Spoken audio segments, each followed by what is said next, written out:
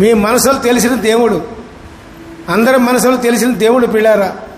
మీ మనసులో ఏముందో దేవునికి తెలుసు. దేవునికి తెలియదు అనుకోమకండి, అన్నీ తెలుసు. మీరు ఏమనుకుంటున్నారో, ఏం చేయాలనుకుంటున్నారో, రేపు ఏం చేయాలనుకుంటున్నారో, ఎల్లుండి ఏం చేయాలనుకున్నారో అన్నీ తెలుసు దేవునికి. దేవునికి స్తోత్రం. Hallelujah. Praise the Lord, praise the Lord, praise the lord.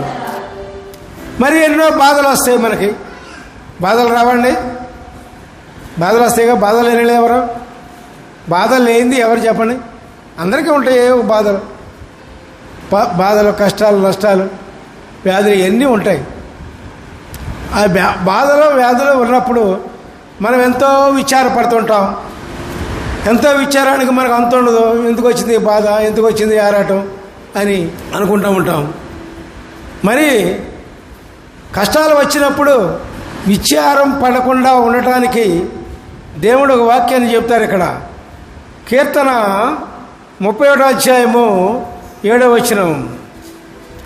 నీవు నా బాధను దృష్టించి ఉన్నావు, నా ప్రాణ బాధను నీవు కనిపెట్టి ఉన్నావు, కావున నీ కృపను బట్టి నేను ఆనంద భరితుడనై సంతోషించెదను.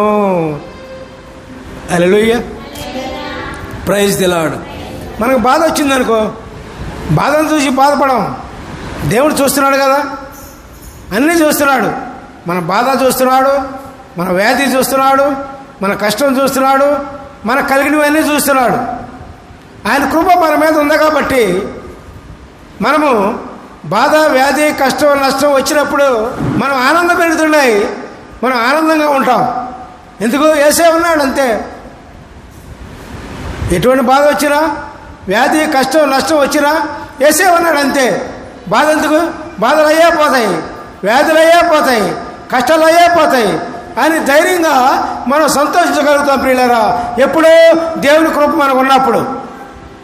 ఇవంతా జరిగేది దేవుని కృప చొప్పునే జరుగుతుంది, కానీ ఇంకోటి లేదు ప్రియులారా. కాబట్టి దేవుని కృప ఎంతో ముఖ్యమైనది. దేవునికి స్తోత్రం. ఆయన కృప లేకపోతే మనం జీవించలేం. ఆయన కృప లేకపోతే మనం బ్రతకలేం. ఆయన కృప లేకపోతే అడుగు తీసి అడుగు వేయలేం ఎక్కడ కూడా. కాబట్టి ప్రియులారా, ఆయన కృప అంత మహా గొప్పది ప్రియులారా. దేవునికి స్తోత్రం. హల్లెలూయా.